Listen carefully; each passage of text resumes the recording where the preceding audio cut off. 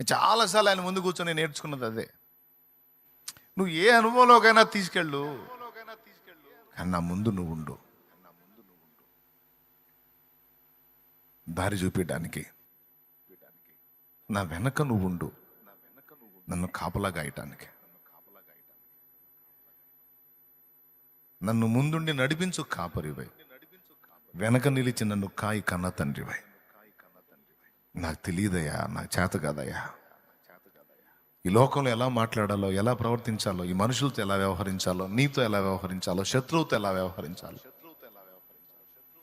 అసలు నా విషయంలో నేను ఎలా ఉండాలో కూడా నాకు తెలియదయ్యా. నాకు జ్ఞానం లేదయ్యా అని నేను దేవుని కాళ్ళు పట్టుకుంటాను అలవాటు రోజు. నువ్వు కూడా అంతే చేయి. ఒక్కటి నాకు తెలియదు తండ్రి, నాకంత తెలివి లేదు తండ్రి, నాకు జ్ఞానం లేదు తండ్రి, నాకు చేత కావట్లేదు తండ్రి అని నీ అసమర్థతని, చేతగానితనాన్ని మోకరించి దేవుని ముందు ఒప్పుకో. నడిపించమని రిక్వెస్ట్ చేయి.